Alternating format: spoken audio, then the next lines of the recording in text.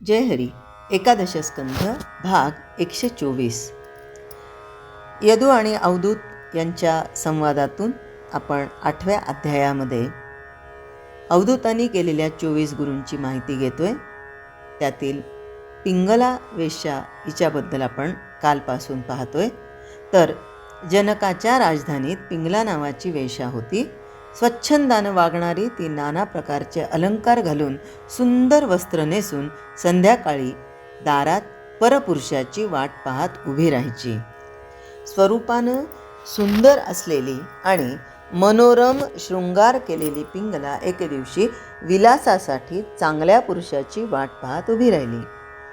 चांगला पुरुष येताना पाहिला की शृंगाराभिनय करून ती त्याला बोलवू लागली. कर्मधर्म संयोगानं त्या दिवशी कुणीही पुरुष तिच्याकडे आला नाही. वाट पाहून पाहून पिंगला कंटाळली आणि आत जा बाहेर ये असे हेलपाटे करता करता मध्यरात्र झाली. तिचं अंतःकरण उद्वेगानं भरून गेलं. ओठ सुकून गेले, घसा कोरडा पडला आणि मुखकमल म्लान झालं. कुणी पुरुष हाती न लागल्यानं द्रव्य मिळालं नाही. त्यामुळं मोठी चिंता लागून ती अगदी दीन होऊन गेली. आशेचा ओलावा तुटला आणि पूर्व पुण्याईनं तिला वैराग्य उत्पन्न झालं. ज्या शरीरभोगाचं ती चिंतन करत होती त्या शरीर सुखाला ती विटून गेली आणि मोठा पश्चाताप होऊन तिचं मन विषय सुखातून बाहेर पडलं. माणसाला त्याची वासना त्रास देते. वैराग्य हेच वासनेचा नाश करतं. ज्याच्या बुद्धीत वैराग्य नसतं त्याला आधी व्याधी पदोपदी बाधतात. पण ज्याला अनुताप होत नाही त्याच्या अंतःकरणात विवेक उत्पन्न होत नाही. विवेकहीन माणूस वासनारूप दोरीनं बांधला जातो आणि संसाराचा गुलाम बनतो. त्याच्या पायात ममतेनं आवळलेली देहबुद्धीची बेडी असते. तो सारखं रात्रंदिवस देहसुखाचं चिंतन करतो. वय झाल्यावर त्याचं शरीर जरेनं जर्जर होतं आणि त्याला विवेक सुचत नाही आणि आपल्या हीन अवस्थेची किळस येत नाही. वासनेत गुंतलेलं त्याचं मन पैशाचं चिंतन करतं. आता खरं तर जर्जर झालेल्या मनाने सगळ्याच गोष्टीतून मन काढून घेतलं गेलं पाहिजे आणि भगवत चरणी लागलं गेलं पाहिजे. हा पण एक दृष्टांत पूर्वी आपण घेतला का नाही माहिती नाही, आत्ता आठवला म्हणून सांगते की एक अतिशय वयोवृद्ध व्यक्ती होता. घरामध्ये गाई म्हशी हे सगळं काही होतं, वासरं, आणि मुलं खूप चांगली होती. गडगंज श्रीमंत होता. आता शेवटी त्याची वाचा गेली. वाचा गेली म्हणून त्याला सगळ्यांनी बाजेवरून खाली घोंगडीवर टाकलं आणि त्याचं लक्ष एका वासराकडे गेलं. पण वाचा जरी गेलेली असेल तरी त्यांनी वासराकडे बघितलं की ते वासरू केरसुणी खातंय आणि त्याच्या मुखामध्ये शब्द यायला लागले, वा के वा के वा के. सगळ्यांना आनंद झाला की शेवटच्या क्षणाला याला वाचा निघाली आहे आणि हा वासुदेव केशव म्हणतोय. काही करा पण यांच्या शेवटचा जो शब्द आहे तो वासुदेव केशव जर यांच्या मुखातून निघाला तर हे भगवत स्वरूप होतील. अगदी सगळ्या डॉक्टरांचा तपास केला, कोण कुठे काय कसं करतील, आणि तपास लागला की खूप महागाचं इंजेक्शन आहे, 1,00,000-2,00,000 रुपये लागतील. काहीही होऊ द्या म्हणे, आमच्या वडिलांनी इतकं सगळं कमवलेलं आहे तर त्यांचं आयुष्य, त्यांचा शेवट जर चांगला होणारा असेल तर त्यासाठी 2,00,000 रुपये गेले तरी चालतील. बोलवले डॉक्टर, इंजेक्शन दिलं. डॉक्टर इंजेक्शन द्यायच्या आधीच म्हणाले की यांना किती क्षण वाचा राहील मला माहिती नाही, आणि वाचा आली त्या औषधाच्या इंजेक्शनच्या प्रभावाने. पण हे म्हातारी व्यक्ती काय बोलले माहिती आहे? वासरू केरसुणी खातं म्हणाले आणि मरण पावले. म्हणजेच शेवटच्या क्षणापर्यंत सुद्धा माणूस वासनारूप दोरीनं बांधला जातो, संसाराचा गुलाम बनतो आणि रात्रंदिवस देहसुखाचंच चिंतन करतो. जरेनं जर्जर जरी शरीर झालं तरी त्याला विवेक सुचत नाही. आणि असे विकार की जे लोभ, निंदा, द्वेष, मोह, अभिमान या विकारांनी भरलेलं त्याचं मन संसारात दुःखानं होरपळून जातं. अशा प्रकारे वैराग्यापासून दूर राहणारे अनेक जीव देहाच्या बंदिवासात राहून सारखी दुःख भोगतात. परंतु अत्यंत नीच आणि निंद्य कर्म करणारी पिंगला अनुतापानं विरक्त झाली आणि आत्मनिष्ठेच्या जोरावर आपलं देह बंधन तिनं तोडून टाकलं. वैराग्यानं निर्मळ झालेल्या पिंगलेच्या मनात परमार्थाचं हे खरे विचार स्फुरू लागले. स्वतःशीच ती म्हणू लागली की मूर्खपणाच्या पायी माणूस मायेचा लटका विस्तार वाढवतो. हे कोण म्हणते?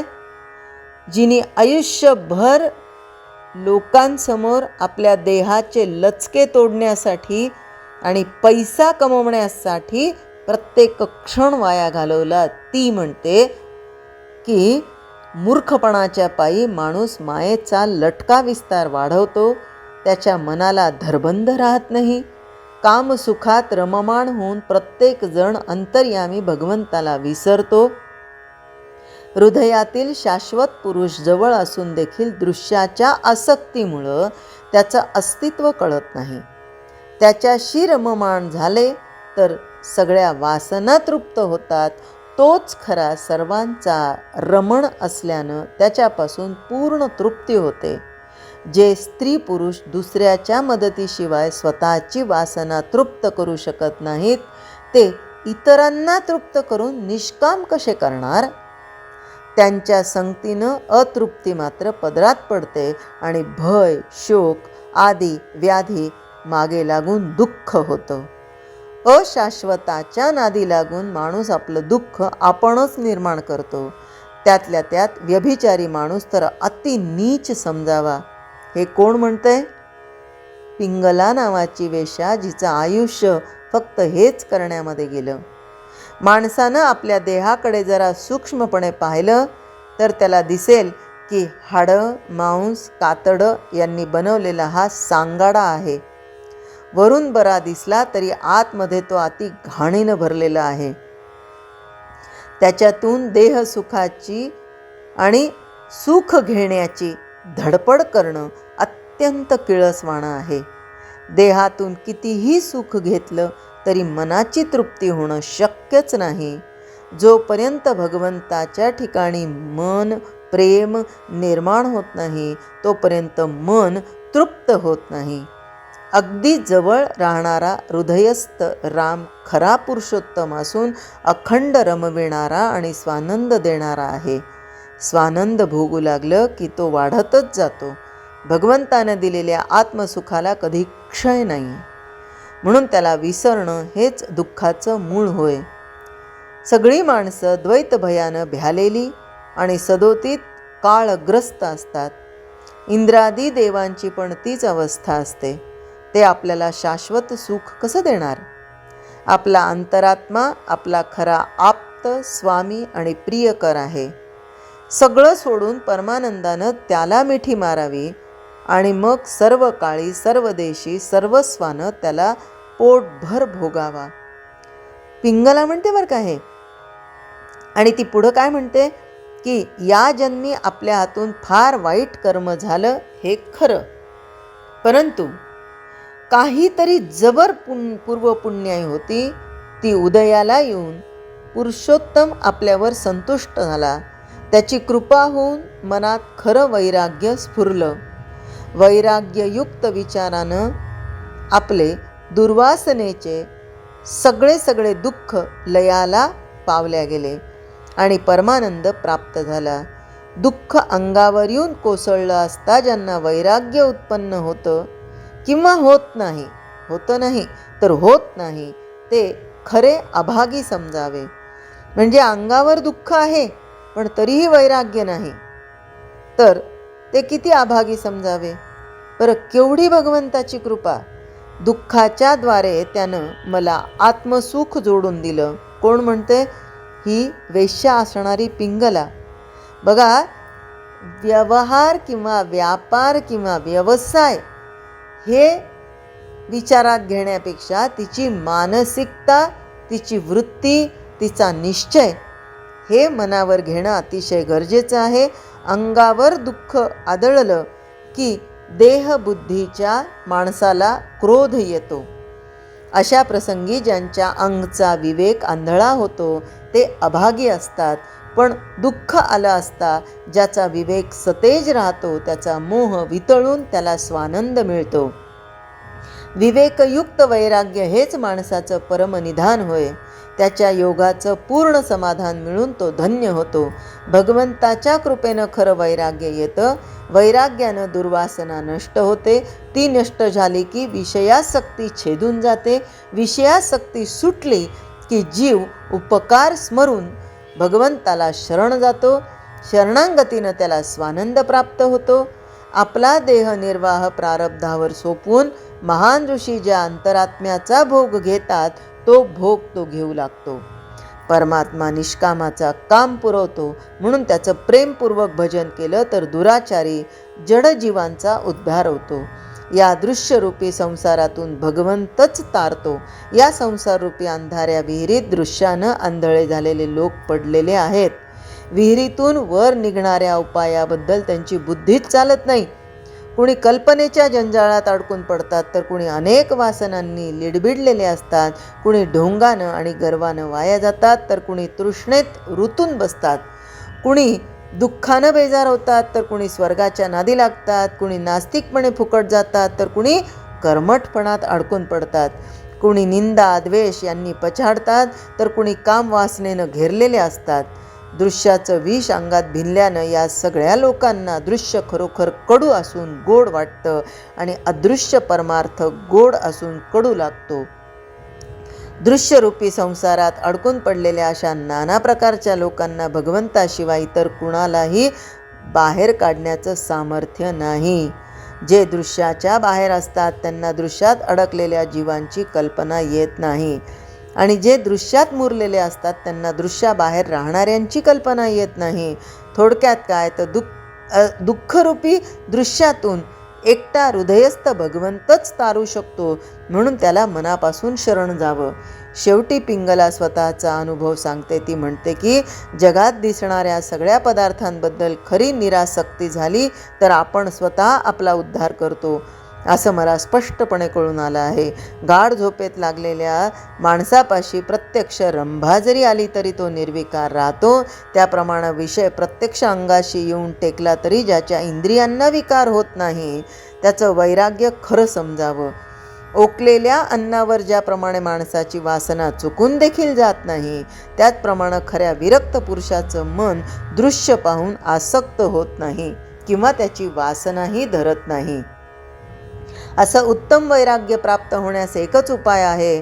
तो म्हणजे विवेकानं सगळ्या दृश्याचं अशाश्वतपण पटणं हा होय. विवेक जागा करून जगाकडे पाहिलं तर असं दिसतं की दृश्याला सर्व बाजूंनी काळानं ग्रासलं आहे. संसाराचं नावच मुळी मृत्यूलोक आहे. बाप आजा पुत्र नातू इत्यादी सगळी माणसं काळ खाऊन टाकतो. त्याच्या तडाख्यातून कोणीही सुटत नाही हे प्रत्यक्ष अनुभवाला येतं. हा अनुभव ज्याला खऱ्या अर्थानं पटला त्याच्या मागे वैराग्य आपोआप लागतं. विवेकासहित वैराग्य उत्पन्न होणं हे मोठं भाग्याचं लक्षण आहे. वैराग्यातून स्वात्मबुद्धी निर्माण होते. जीवाला दुःख भोगायला लावणारी दुर्वासना स्वात्मबुद्धीच्या सामर्थ्यानं मुळातून तोडून टाकता येते. वासनेमध्ये सगळ्या उपाधींचा जन्म होतो. उपाधी गळाल्या की जीवाला तत्काळ शांती प्राप्त होते. तो स्वानंदाचा सोहळा भोगू लागतो. हृदयस्थ परमात्मा नित्य सिद्ध असलेलं सुख देतो. त्याचा आश्रय करताच चित्तातील विकल्प हे नाहीसे होतात. चित्त निर्विकल्प झालं की स्वात्मानुभव उदय पावू लागतो आणि जीव आत्मारामाशी एकरूप होतो. आणि ही पिंगला तिनं सामरस्यानं भगवंताला मिठी मारली आणि समाधीच्या शेजेवर त्या हृदयस्थ निजपुरुषाबरोबर तिनं शयन केलं. आपल्याला कदाचित मायेची दृष्ट लागेल म्हणून पिंगलेनं स्वानंद स्फूर्तीचं निंबलोण आत्म्यावरून ओवाळून टाकलं. जय हरी. स्तोत्र, मंत्र, संपूर्ण भगवद्गीता, एकनाथी भागवत, भजन, भक्तिगीतं, डोहाळे, पाळणे, उखाणे व महिलांसाठी खास किचन टिप्स हे सर्व पाहण्यासाठी माझ्या यूट्यूब चॅनलला एकदा नक्की सबस्क्राईब करा आणि हो, लाईक व शेअर करायला विसरू नका.